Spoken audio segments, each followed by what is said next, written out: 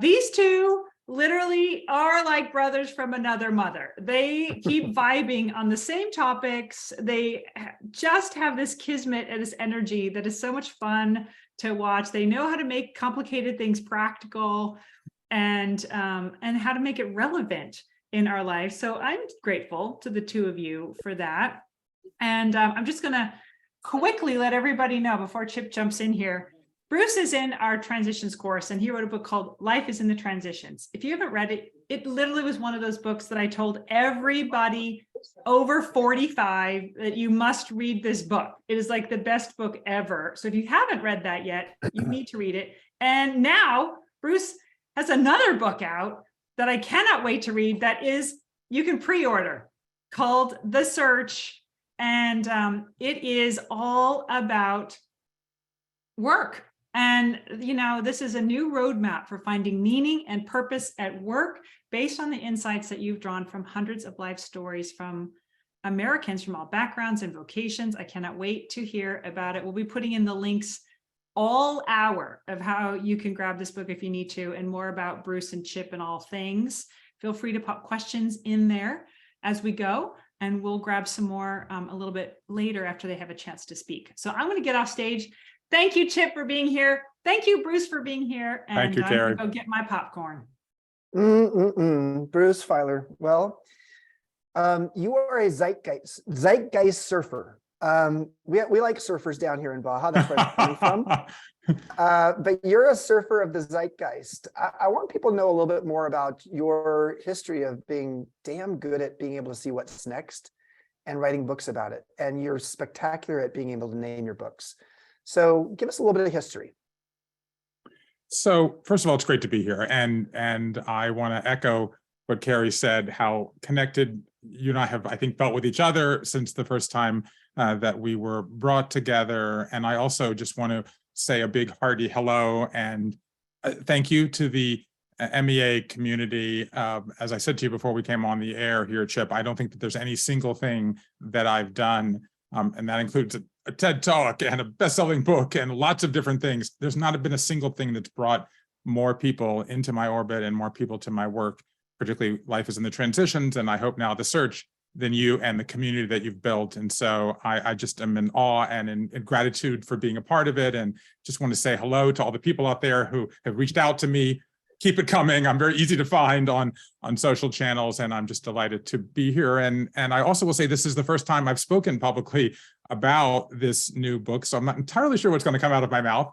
But I'm comfortable in the background, so I'll answer your specific question. So, I mean, my story is I grew up, as you know, in Savannah, Georgia, and I left there, went to Yale, and then went to Japan in the early 1980s and started writing letters home on, I'm old enough that it was crinkly airmail paper. Maybe in MEA, everybody knows that. The kids don't know what that is. And when I got back to Georgia 6 months later, everyone said, I loved your letters. And I was like, great, have we met? And it turned out that my grandmother had Xeroxed them and passed them around, and they went viral in the 1980s sense of the word. And I thought, oh, wow, like this is interesting. Like I should write a book about that. And it doesn't work this way, but I sold my first book at 24, 35 years ago, and I've never held a job since. So I wrote books about Japan and England. In my 30s, I went back and forth to the Middle East, writing books, as you know, about religion and spirituality. And, you know, right after 9/11, I wrote a book about Abraham and his role as an interfaith, as the sort of father of Jews, Christians, and Muslims, and whether we could kind of create interfaith communities at a moment when the world seemed pulled apart. And I guess, you know, to frame the conversation we're about to have, I had what I now think of as that fantasy linear life that we all want. Like I figured out what I wanted to do early. I did it for no money. I had some success. I got married and had children. But then in my 40s, and we already heard Carrie mention that, as I came into the MEA, demographic, my life just blew up. I mean, first I got cancer, as many people here know. When I had 3-year-old identical twin daughters, I had financial troubles. And then my dad, who had Parkinson's, got very depressed and tried to take his own life 6 times in 12 weeks. And especially for me as a storyteller who kind of made a living like thinking about how we tell stories, going back to the oldest and greatest stories we've ever told, up to the present, I didn't know how to tell my life story. And I remember calling my wife once. I was at a college reunion, and I mentioned this publicly, and sort of person after person came up and had a story to tell me. And I called my wife, Linda, whom I think you know, before you met me, you met Linda. And I said, no one knows how to tell their story anymore. I got to figure out how to help. And that is what led to this kind of recent turn in my work, which I now think of as my life's work, of collecting and analyzing life stories. And just to sort of finish the story, in the last 6 years, this is what I've been doing. And, in the world of narrative psychology, in an academic paper, you'll get 8, 10, 12 of these stories, which people analyze very closely. In the last 6 years, I've now done 400 from Americans of all ages, all walks of life, all 50 states. Analyzing these is what led to my last book, Life is in the Transition, and then turning and focusing specifically on work and how we can find meaning in what we do, this new book, The Search.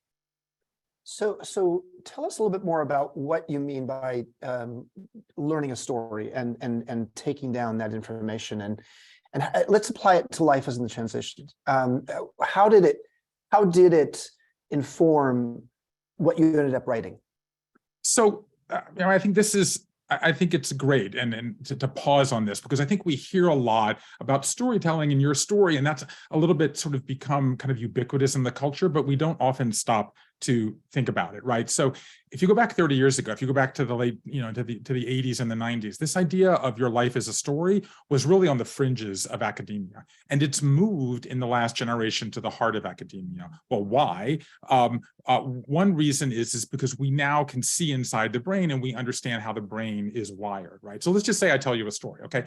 So it's cold here in Brooklyn, where I'm talking to you today from. It snowed overnight in this story. I go downstairs, I put my jacket on, and I open the door, and I look out, and what do I see?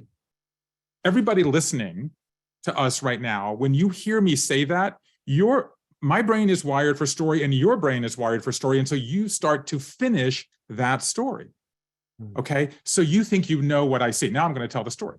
It's cold here in Brooklyn. It snowed overnight. I went down, I put on a jacket, I opened the door, and what did I see? A giant pile of donuts. Okay, so you expected me maybe to say a big blanket of white snow, but now I've said donuts. And what happens is, this is unexpected. This is something that you didn't know was coming. And what do? You perk up and you want to pay much more attention. What's going to happen? Okay. What happens to us in life is that we think we're telling one story. Okay. And the construct that I like to think about it is we have linear expectations. We think life is going to go unfold on a series of stages. This is how we were told all through the 20th century, right?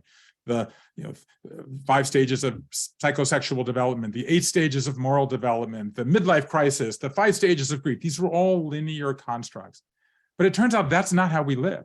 We live nonlinear lives where the disruptions come not at moments, not on birthdays that end in 0. They happen whenever they happen. And so what life is about is, what do you do when life delivers you a pile of donuts? Okay, and how do you adjust your story? Like in the pile of donuts is, am I going to go back inside? Am I going to push them out of the way and move on because I'm in a hurry? Am I going to start eating them? Am I going to give them away to the people around me, right? So what life is in the transitions about is what happens when life delivers to you a life quake, as I call it, right? One of these events that disrupts you. Okay, and if you look at the numbers, right? So we're going to go through 36 disruptors in the course of our lives. This is all data that's in Life is in the Transitions. And 1 in 10 of those is going to become a life quake, a massive burst of change. Okay, and the average length of a life quake is 5 years.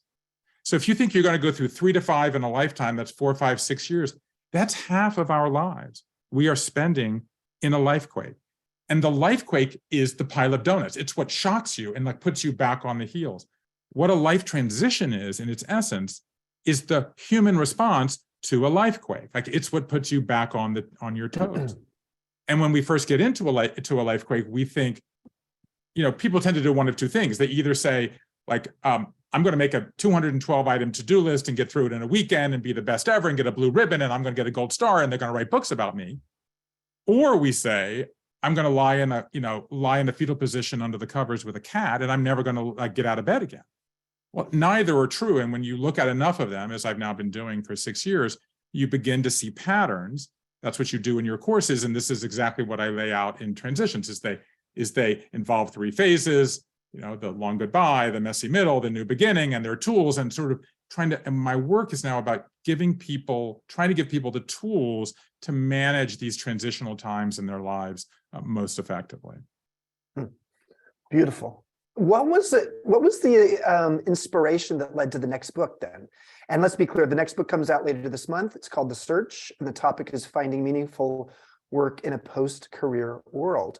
What sort of arose inside of you that said that's the next book? So it's interesting. I've been thinking about this, right? This is, as I said, the first time I've spoken openly about the search. In fact, I just got this little handsome book in the mail this morning, so it's all new to me. And I think that part of me wants to say it's an idea, and it is an idea, like that work is just changing and everything we think about it. But the truth is, and I think this is something else that you and I perhaps have in common, is I think it really began with a feeling. Like for me, it begins somewhere, in my gut, and just a sense of I don't know what I'm doing. I don't know how to balance what I want to do, what I think I should be doing, the different opportunities, all the businesses that all of us in are being changed, at every moment. And so what happened was I started this Life Story project in 2017. I finished Life is in the Transitions in 2019, and it was supposed to come out in basically May of 2020, and it of course got pulled because of the pandemic. There were no bookstores open, and it came out in the summer. And by the time it came out in that summer, unfortunately, caught a moment and became a bestseller and all this kind of stuff, it was incredibly gratifying. It felt like this tsunami of change was gathering around how we're going to spend our time. And so I said, you know what? I feel it. I can see it. I don't really know what I'm looking for, but let me go out and get another several hundred stories, and let's focus on how people spend their time and what do people do all day. And it turns out that this process, which is incredibly labor intensive, right? I got to find these people and then talk them into being interviewed and then do these 3 hours. And it was, I've now done 400 of these. It's 1,500 hours of life stories, and then 10,000 pages of transcripts. And then I pay a whole team of people and we analyze them.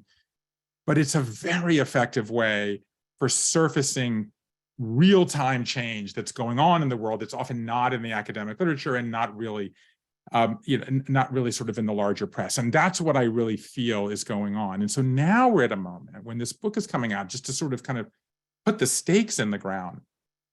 We are in an absolute turning point around work. 70% of us are unhappy with what we do. 3/4 of people said in a poll released just last week that they plan to look for new work in the next 12 months. Okay, 1 million people a week are quitting a job. They're not laid off, quitting a job. That's 1/3 of the workforce quitting every year. And this number has not gone down despite the wobbly economy. And another 2/3 of people are changing where they work, when they work, how they work, part-time. They don't want to go full-time. Maybe they don't want a main job. They want a collection of side jobs, all things we can get into in this conversation. That's 2/3 of the workforce. So basically, we are in this unprecedented moment of change, and people feel like they want something different, but they don't know what to do. They know they want, sort of the big change, again, we can get into this, is that nobody really wants to search just for work anymore. People want to search for work with meaning. We are moving from a means-based economy to a meaning-based economy. And that is the change. And this has been building for a while, but no one knows how to find work with meaning. And that's what I've tried to do here, is to provide, first of all, explain how we got here, how volatile our work lives are, and then give people a specific step-by-step toolkit for finding work that will bring them meaning and purpose. I call it, as you know, 21 questions to find work you love. And that's what I try to lay out in the search. And we probably won't go through all of the 21 questions, but I'll ask you to come up with a few of those questions in a couple of minutes. But let's unpack for a moment, why are people more miserable with their work today? Do we expect more from our work? Do we feel there's no boundaries with work because we, emails around all the time, our cell phone's always accessible?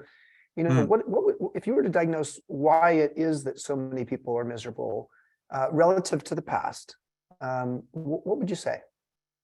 Well, first of all, I love that question because I think that therein lies the tension, right? We touched on this earlier, right? We have, I think a lot of the kind of sort of frustration people have in the world right now is that we have linear expectations and nonlinear lives, and therein lies the gap. And so I think that the gap when it comes to work is basically the story that we were told and the story that we have been telling in this country for 200 years no longer applies to the people telling the story today. Okay, so the best way to do this that I've come to view this, and as you know, sort of my whole the search is built around what I call the 3 lies and 1 truth about work. So let's look at what the 3 lies are. And most of the people in this conversation are old enough to have grown up with these lies, and we are haunted by them. Whereas younger people are already turning themselves away from it, which creates the tension. So what are the 3 lies? Lie number 1, you have a career. Okay, so from the time Benjamin Franklin got off the boat and the story in the opening of his autobiography, we have told one story about work, and it's all about climbing. Okay, up by your bootstraps, rags to riches, bigger salary, higher floor, bigger office, better view. It's all about a linear upward trajectory. And one of the reasons that that story is no longer satisfying is that it was only one kind of hero and one kind of person, okay? So the idea of a career, which we all think is a word that is ubiquitous in the culture, but it's only a word that was invented 100 years ago. The career originally described a chariot that would go around a track, okay? And it wasn't applied to work until basically 1909, when a guy named Frank Parsons in Boston begins to apply it to work. Because for most of human history, as you know, Chip, because one of the things you and I share is an interest in spirituality and history. People lived where they worked and they worked where they lived. Like that's what they did. There was no idea of a career. Like you were born on the farm and you made your candles and grew your food and slaughtered your animals, and that's what you did. Or you went to a small town and you traded goods at a general store. But what happens is with the Industrial Revolution, tens of millions of people, 1/3 of the workforce flees farms and goes to the big city. And all these immigrants come from overseas. So you have all these people in cities and all these jobs with needing people, and how do you connect them? So this guy named Frank Parsons invents the idea of career counseling in 1909. It never existed. And within 2 years, it's in every school in the country. And 50 years after that, when work moves from going from the factory to the office, right, from blue collar to white collar, you need a visual manifestation of that linear career. So what is invented in the 1950s? The resume. One had never needed a resume. But what is a resume? A resume is a linear construct of the various jobs you've had. And that no longer applies. The idea that you're going to, and by the way, Parsons, only males, only once. And if you didn't know what you wanted to do or wanted to change position, you were like psychologically disturbed, he called you. That's how limiting this idea was. One quick thought, Bruce, sorry to interrupt, but Please. Isn't it interesting that the word resume, when you see it, it's obviously French word, when you see it in English, it's to resume. It's like, oh, that's again linear. It goes back to resume the path. You're back on the path. Yes, that's a beautiful observation, and it is exactly leads to the next point, which is the second lie, which is that you have a path, right? Then think about the words path, track, ladder, all incredibly linear constructs, because that's what we were in the thrall of, is the idea of the linear life. So there is no path. Okay, so as you know, we were talking about life quakes, and you and I have talked about this a lot over the years, and it's in your course, which I can recommend for anybody who wants to dig deeper. I also, by the way, have a course, which I probably should mention, called How to Master a Life Transition, which is on the TED platform. And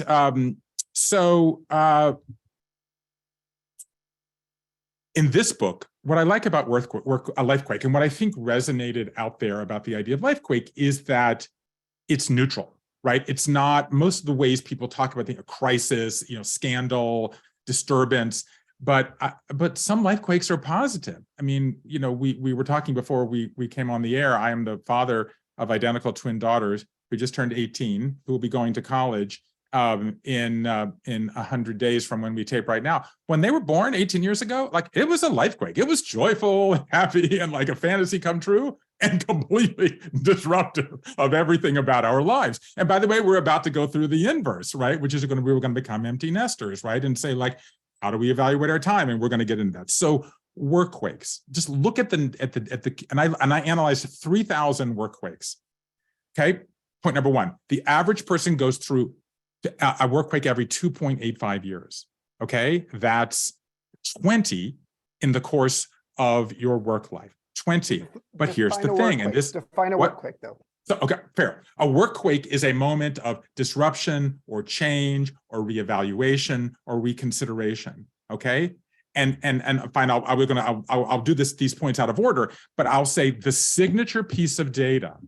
I think in the entire book of the search, in the 3 years I've been thinking about this, the signature piece of data is that the majority of work quakes, that 55%, begin outside of the workplace. Okay, so we think of a work quake as, I don't get along with my boss, or I've been downsized, or something like, I switched organizations. No, most of them come because something happens in our personal life, something happens in our family, something happens with our bodies or our health, or something happens in our mind, and we just simply want to change what we're doing. And so the biggest change in our work comes from our life, not from our work. And that, I think, answers the question you asked before, which is why there's so much volatility. Because let's just dig down for a second into one more piece of data. And one more piece of data is you go through a work quake every 2.85 years. That's the average. But women go through them more than men.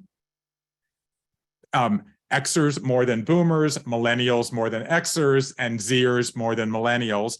And diverse workers go through them more than non-diverse workers. So as the workplace becomes majority female, majority under 40, and majority minority, the work is going to become even more volatile. And I think that's where you see those of us who are 40 plus, okay, which may be many people in this conversation, we're sort of at a disadvantage because those younger than us are more comfortable with change. And for us, I think it's more destabilizing. So anyway, that's two of the lies. And if you want to get into the third lie, we can do that, which is which sounds the most absurd, but I actually think it's in some ways the most important, and that is that you have a job. Okay, explain that one. Yeah, so I think that part of look, I think, let me just take a step back and take a breath here. I think, and you and I have talked about this over the years, but I think that why is this work I've been doing resonating? First of all, I'm blessed, and I do not take that for granted. And thank you to everybody here for engaging and sharing and reaching out to me and reaching out to others, and grateful for it with Life is in the Transitions. I hope the search resonates with you or someone that you love. And that's really how it happens. It goes human to human.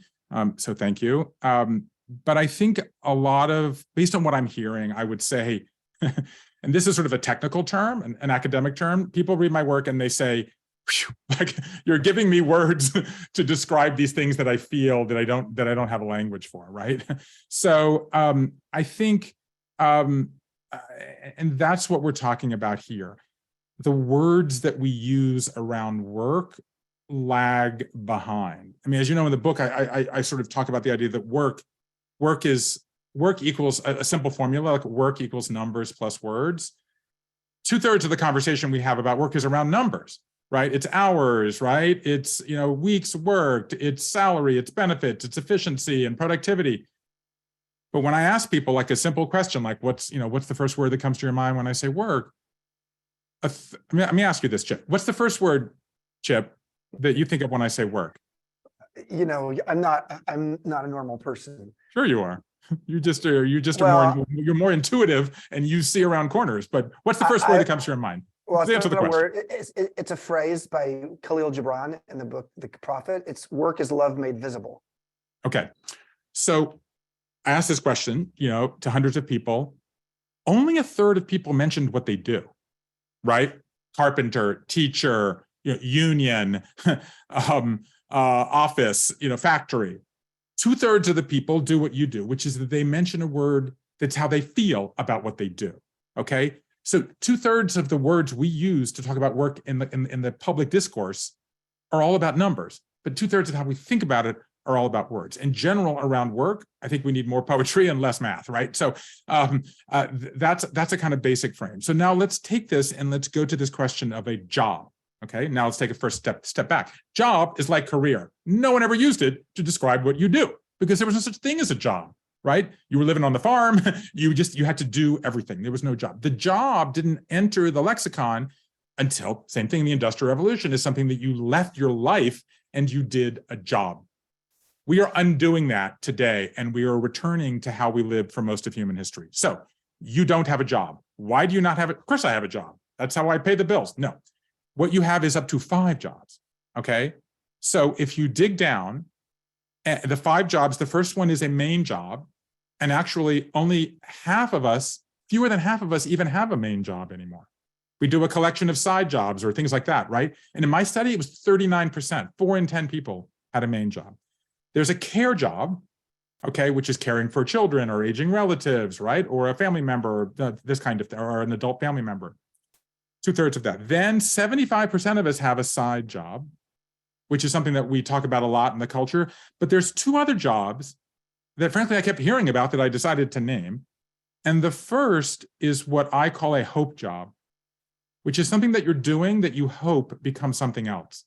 Okay, so writing a screenplay or selling jewelry on Etsy or pickles at the farmer's market, like we all have this labor that not only do we often not get paid for, we often pay out of pocket for, like to start a podcast or something like this, that you hope becomes something else. That's a hope job. 86% of us have a hope job. And then there's one more, and that is 93% of us, that's basically all of us, have some invisible time suck that zaps our energy, that feels like a job, like battling discrimination or bigotry or sobriety or mental health or struggling with how to manage money or self-doubt or imposter syndrome. And when I ask people, this is nowhere in the literature, but I just kept hearing it. And then finally I started saying like, well, okay, you have imposter syndrome. Like, how much time does that take a week? Half the people said every hour I'm doing it. But the rest, if you average them together, it's 12 hours. That's a quarter of a normal work week. And so the normal way to talk about this is to lament it and say, oh, we work so much harder than they did in the past. But that's really not it at all. The way to think about it is what's non-negotiable today. And, this really, Chip, is everything you put out into the world. Like anybody here, I'm like, I follow you on social media and I'm deeply invested in your way of looking at the world. The thing that's not negotiable anymore is I want a life with meaning. That's non-negotiable. I want a life with meaning. And so what we do with these multiple jobs is that we sort of align and assign our meaning to different jobs. Like, okay, look, maybe I got to do my main job because I need the salary and the benefits. And then maybe I get meaning from my side job or my hope job. Meanwhile, my ghost job is zapping meaning, right? So the way to think, and this is the value, which is why I have this, this whole chapter in the search about this to try to give you the ways to identify what are your hope jobs and your side jobs and your ghost jobs, so that you know how to allot meaning. Like, just talk about entrepreneurship for a second. Like, often we're doing a main job, right, for the security, while we're starting a side job that's maybe entrepreneurial, where we get meaning. But then when it comes time to jump, and by the way, this is a huge question, like, do I stay or do I go? We're doing the side job because for meaning, we're trying to make that money, but we're not there yet. So we have another side job, right, that we're doing for money to balance it out. So the way to think about these different jobs is that they're a way from this 360 degrees of work to find the meaning that each of us really craves. So while we get people starting to queue up, if you want to ask a question of Bruce, go ahead and at the bottom of your screen, you'll see the raise hand function under reactions.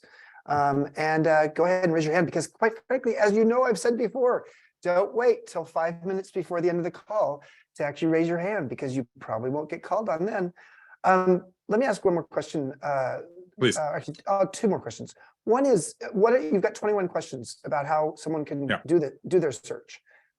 Maybe give us 3 or 4 of those questions and why they're meaningful. Yeah, so I'll hold this little book up because it's because I just got it and allow me to say the point that I want to say. How does it smell? The smell of the mood, how does it smell? It doesn't smell like fresh cut Because- grass. It doesn't Okay. smell like it doesn't smell like a new car, right? You know, it's not Okay. one of, it's not a Okay. smell Okay. that you would, it's an interesting question. It's like, is it, you know, it smells like it can solve your problems. Like this is what, this can help you. It smells like a friend who walks in the door at the right time and has all the right Oh, questions and answers for you. How about that? All right. So those are the three lies and what is the one truth? Yes. The one truth is the that truth- only you only you can figure out the story that you want to tell. Okay. I mean, I was just talking with my wife about this. She's like, every time you talk about this book, you say that for a lot of people, they should stop chasing someone else's dream and start chasing their own. Okay. And she says, I don't think that's it. I'm like, and every time I talk about this, someone raises their hand and says, and it came up over and over, like, I spent the first 20 years of my work life doing what my parents wanted me to do, right? Or doing what my spouse wanted me to do, or doing what I had to do for my children. And I'm at a moment in my life where I'm not prepared to do that anymore. And that's the thing with this, the idea of that linear rags to riches story is so deeply embedded in us that the metrics of achievement, of success are so limiting. Okay, someone said to me, how can you tell people to find work with meaning? Like, you know, what about money? What about money? Someone said to me this morning. And so I actually spent this morning looking up the numbers. There are 3 million school teachers in this country. There's 10 million people who work in secondary and higher education. There's 12 million people who work in nonprofits. There's 21 million people, you know, who work in government jobs. Okay, there's 7 million people who work in cultural and arts institutions. You add all that up, that's more than a third of the workforce already are saying, money's important, it's valuable. Trust me, I'm sending 2 kids to college. Like, I get it, but the idea that that can be the only thing that you look for from 21 to 70 years old, that applies to almost no one, and certainly to fewer people than ever. We all know people who set off when they were young on creative, right, or service paths, and then maybe pivoted when they had children. And we certainly all know people, and I would venture to say it's the majority of people in this conversation who went down one work path for most of their life and then decided to change. Maybe they're an empty nester, they have more time, maybe they are more comfortable, and they say, I want to pivot and do something that is my story, okay? And this leads to your question about the questions. So I said this earlier, and I want to deliver the other shoe to drop. The story that we've been telling since Benjamin Franklin is all about climbing. If I learned one thing in this process, one thing, it's that the people who are happiest, have the most meaning from their work, and feel the most successful on their own terms, they don't climb, they dig. They do what I call personal archaeology to identify the story that they want to tell. What is the difference? I'm sure everybody in MEA knows this, but what's the difference between meaning and happiness? Happiness is present-oriented. It's a fleeting emotion of I'm happy right now. What is meaning and how is it different? Meaning is about stitching together past, present, and future. And what stitches it together is a story, okay? And as much as we popularized the idea of story, and I played a role in that, we, for whatever reason, haven't turned it to work. The idea that you have a work story, which is the basis of the search, has not really been out there all that much. Okay, so how do you tell a story? It's a question. So if you go to story school, and I have been to story school, and teaching those things and learn from them, we use what I call the Kipling questions, which is, you know, who, what, when, where, why, and how. And here's the mistake that we make with work. We start with how. You want to look for new work? Here's how you do it. You brush up your resume, you reach out to your, you know, your contacts, hard and soft, like you post on social media, you go on LinkedIn and Indeed.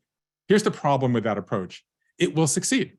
You will find a job and you won't be happy and you won't find meaning because you haven't, who should come last? It should always begin with, how should come last? It should begin with the others. So here, I'll just do a couple of questions since that's what you asked. Question number one, I'll ask you this, Chip. What are the strengths and weaknesses that you learned from your parents about work?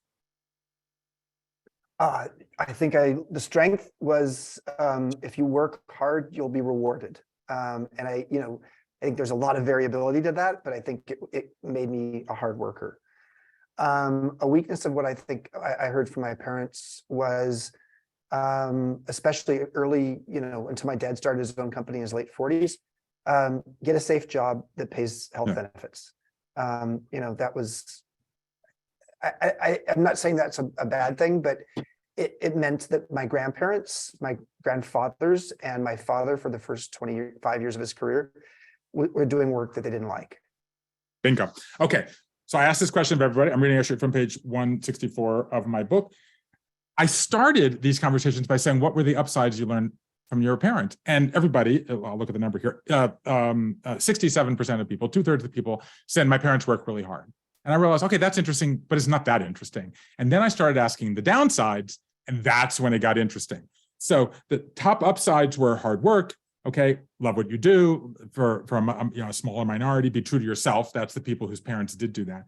The number one downside, overwork, working too hard, because look at the next two, and they're equal. Strain on family and unhappiness. Okay, so right away, what are we trying to do? We're trying to help. I'm trying to help you write your own story about work, so you can have meaning and purpose and have work that you love. What we've learned right away, just with the first question, is there's this deep underlying feeling and sort of mythology and kind of truth and kind of gut reaction you have about work that often we don't even identify. And let's go one step further. That's another question about childhood, which is my favorite one. I'll ask it again of you, Chip. Other than family, who were your role models as a child, and what did you admire in them? Walt Disney. Family. What? Walt Disney. Walt Disney, because of his creativity and how he applied it to business. Okay. So I said there are these 6 questions. Who is your who? What is your what? When is your when? Why is your why? How is your how? And I think I forgot the where. What lessons did you learn from your parents? That's a who question, because you don't pick your parents. Like, you get your parents and you then absorb these lessons. Who are your role models is actually a what question, because you choose your role models, okay? And it's, in effect, the first decision you make about work is your decision of who your role models are going to be, okay? And I kind of wish that I hadn't even said to you, what do you admire them? Who your role model is isn't really important. It might be a teacher, it might be a religious leader, it might be a coach, it might be a celebrity, by the way. And Robert Merton, who was a Columbia professor who coined the term role model in the 50s, said even with the doctors that he originally studied, most of them didn't even know their role models, okay? For me, it was Pat Conroy, who was from the part of the world that I was from as a storyteller. You picked Walt Disney, and I have to say the first thing that went through my mind, you said creative, but the first thing that came to my mind is, what did Walt Disney do around the time that you probably first encountered Walt Disney? It may not have been the movies. It was Disneyland and then Disney World. He was a place builder. I was born 5 miles from Disneyland. Right. In Southern California. So yes, let's do what, I know we have questions coming up. So let's do one more. I want you to tell us one other question, if you don't mind. So those are questions about your past. And then Yes. I think the question is to turn them to the future. And I'll just do two quickly. So take each of those right now and turn them in, fill in this blank. I'm at a moment in my life when I want to be the type of person who, and then blank. I'm at a moment in my life when I want to be the type of person who, blank, and then do it with the same what. Okay, we just said your first what is your what was you want to be a place builder. Me, I wanted to be a storyteller from this kooky corner of the world, on the coast of Georgia and South Carolina, where I grew up. Right now, answer this question. I'm at this moment in my life, I want to do work that, and fill in that blank. So what I repeatedly do in these 21 questions is give you a way to dig back into the past, explore your present, like what is the most important thing to you now, okay? Is it money? Is it family? Is it creativity? Is it risk? Is it travel? Do you have a spouse and you need to relocate? Whatever it is, you're trying to understand what motivated you in the past, what is driving you in the present, and then begin through these questions to script the story that you want to tell in the future. Beautiful. Wow. You talk fast. You're like that FedEx guy. I love it. I'm like, what? Oh, the FedEx guy? You're The dating. FedEx guy, You can't date yourself in modern Yeah. elder. You can just say I'm a Yes. modern elder, right? That's what it I is. just wrote a blog post called I'm Dating Myself. You'll see it in the next month. It has multiple meetings. Let's go to Lydia. I can buy myself flowers. Okay. Lydia is definitely a traveler by nature. Where are you coming to us from, Lydia? Chelsea, London. So we get a circus story. Can we get a circus story out of Lydia? a circus story. So Bruce and I met when he was a clown in a circus. That's right. And so Lydia actually introduced us. yeah.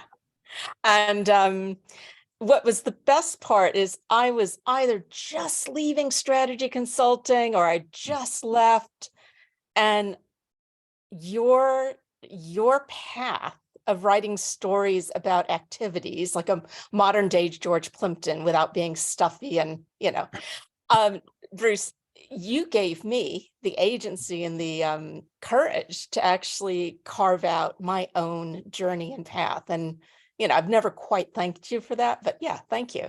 And then I appreciate it. And what you are doing now is helping other people, find their meaning, and let's celebrate that. Yeah.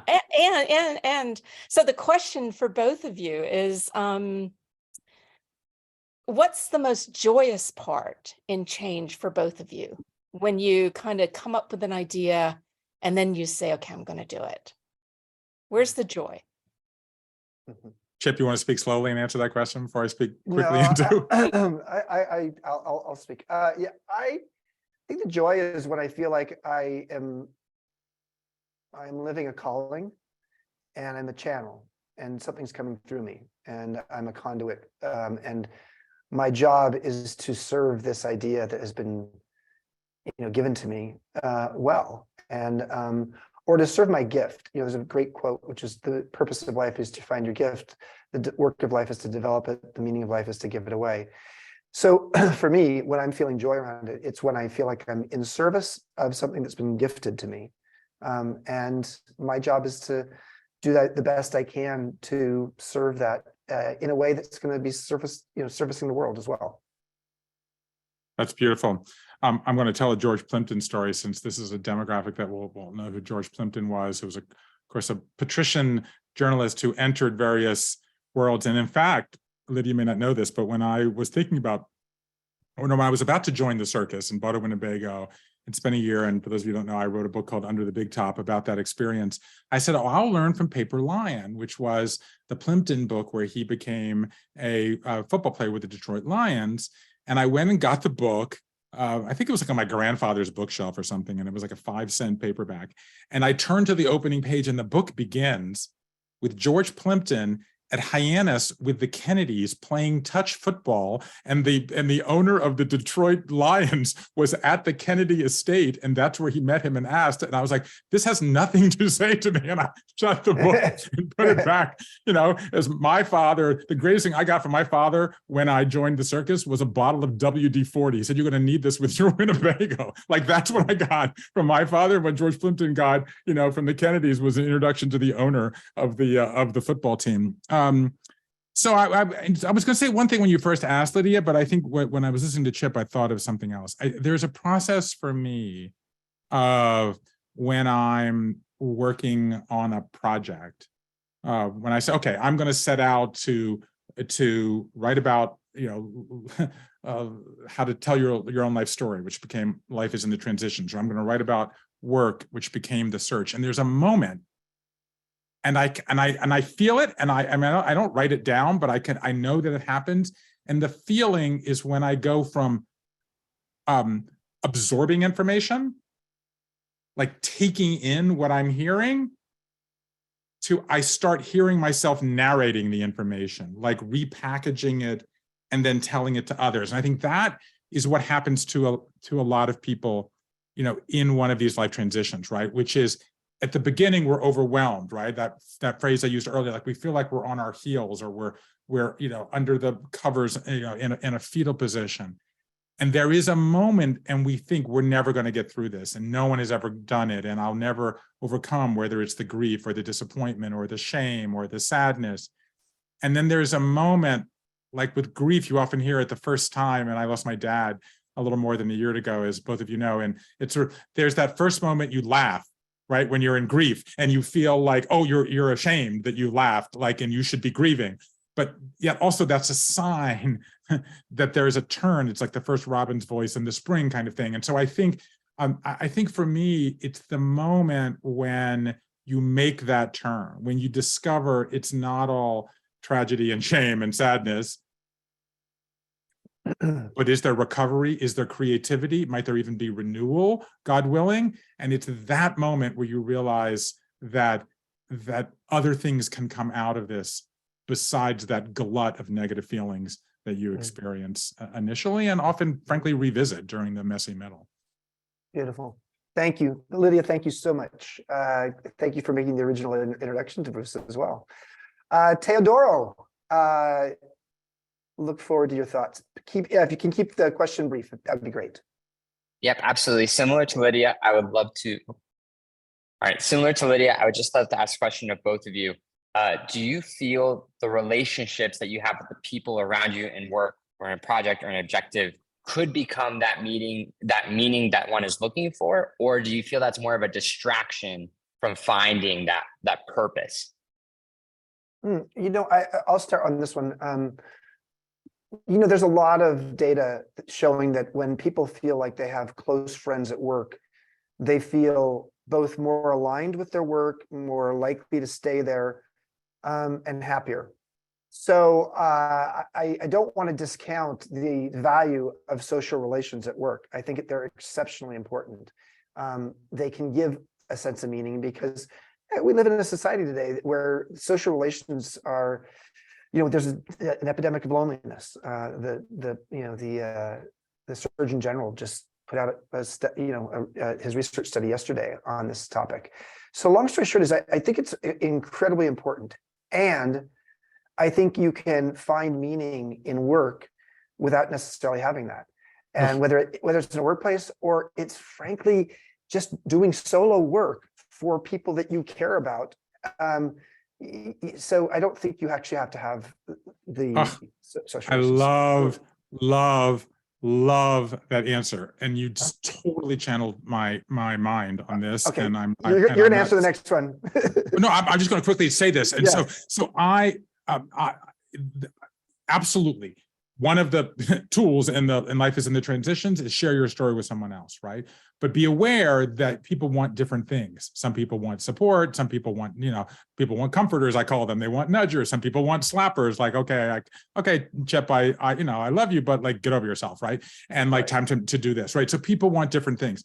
But so when I was working on the search, I dug deeper and I asked people in the biggest, work transition that they went through, what, did they seek advice from someone? Who was it and what did they say?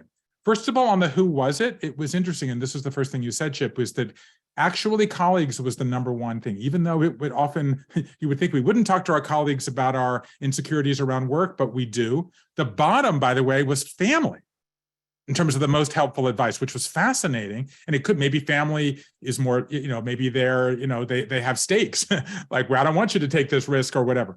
But here's the most interesting thing, which changed my mind, which is exactly what Chip just said. The majority, like 3/4 of the best advice that people said that they got during at this moment of reevaluation in their work life, told them to keep doing what they were already doing. So it turns out that most people in work, they don't want a kick in the butt or a slap in the face. They want a pat on the back. That turns out to be very interesting, which is why one of my 21 questions is what's the best? So here's the question that I would leave you with, as you leave this conversation, as you're thinking about what brings you meaning, is what's the best advice you have for yourself right now? Because, and this is the essence of it. I talked to the head of narrative career construction, who was the kind of pioneer of this. Okay. And he said to me, when I meet people, I know the answer within 5 minutes of what they should be doing. But I don't want them to tell them because they have to discover it and they already know the answer. So anybody watching us, you know the answer for what you should be doing next. My entire work, this entire book is designed to help you to write the story you've already begun writing. And a lot of that is what advice are you giving yourself? Have the courage to actually listen to yourself. Or come to MEA and listen to some of your cohort mates at MEA, whether it's in our online programs or down here in Baja at our workshops. Let's go to Susan.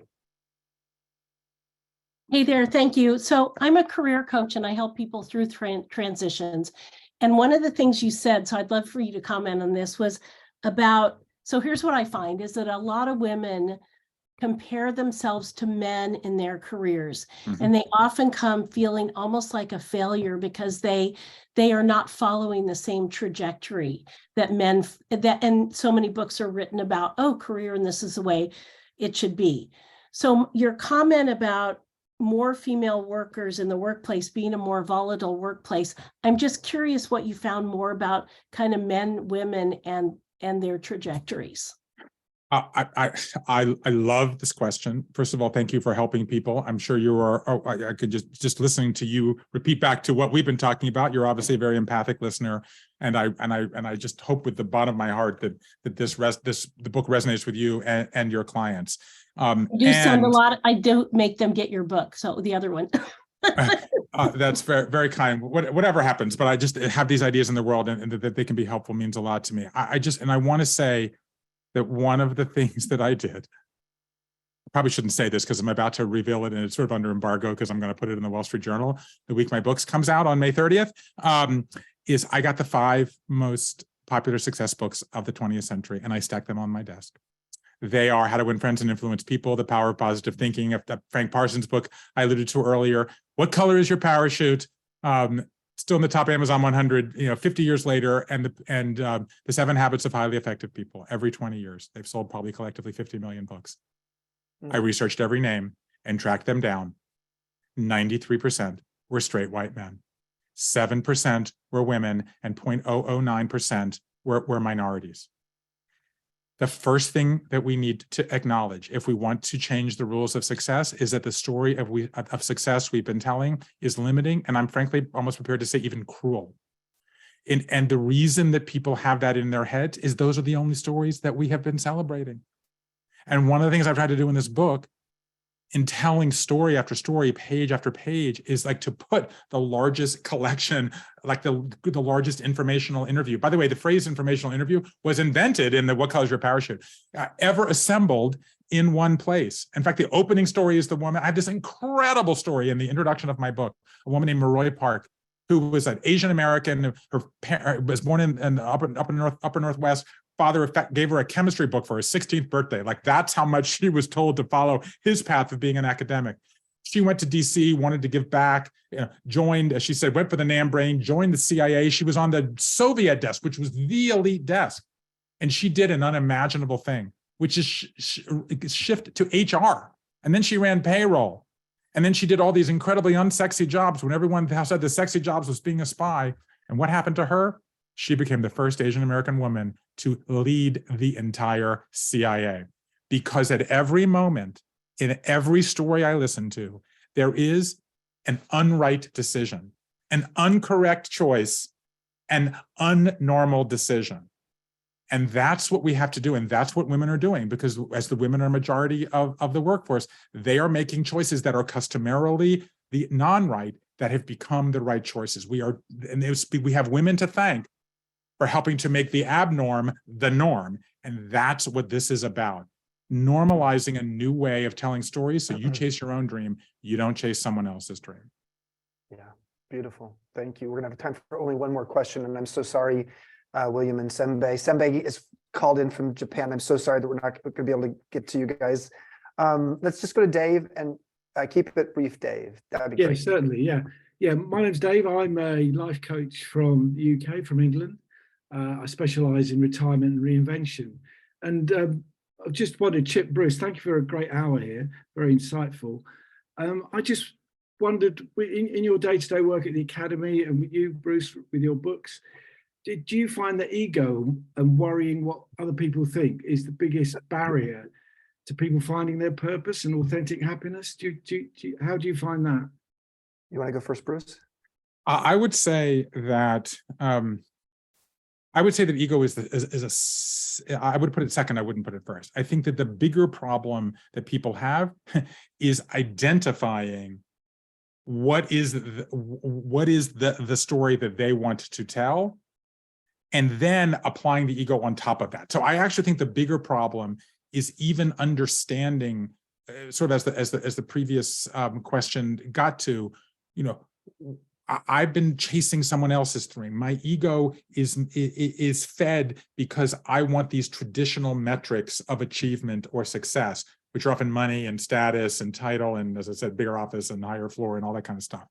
But that's not who I want to be. So the bigger problem, I think, is where you put the ego. If you put the ego to the most powerful question you can ask of the 21 questions is, what was the toothache you had as a child? And I explain that more in the book. What is the problem you've always been trying to resolve, or the pain that you've been running from? If you identify that and you say, I want to tell the story I've wanted to tell, then actually the ego can be a booster, because it will help you buffet from all the people who are telling you the choices that you've been taking that are wrong for you. Thank you. Thank you, Dave. Thanks. We have a very international audience here today.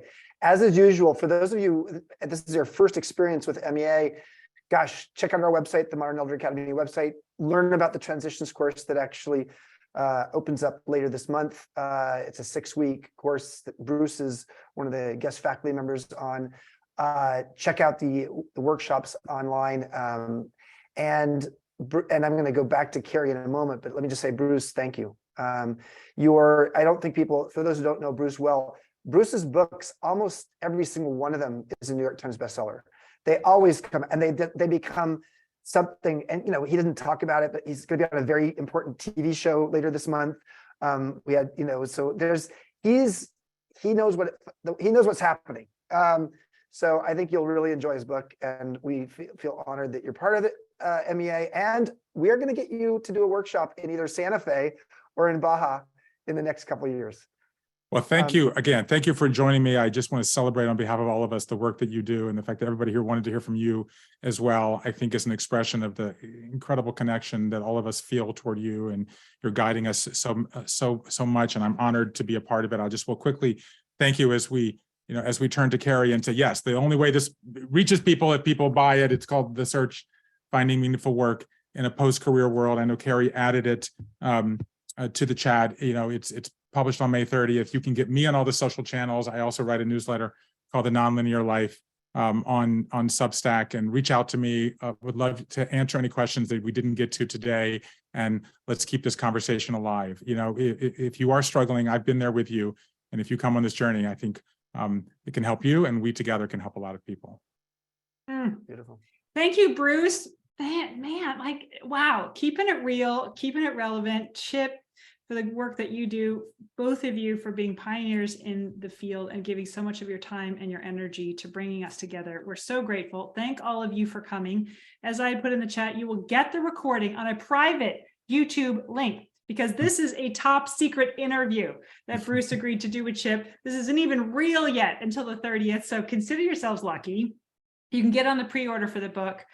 This interview I'm going to incorporate into our Navigating Midlife Transitions course, where Bruce and Chip already have a discussion. So we'll add that in there as a bonus.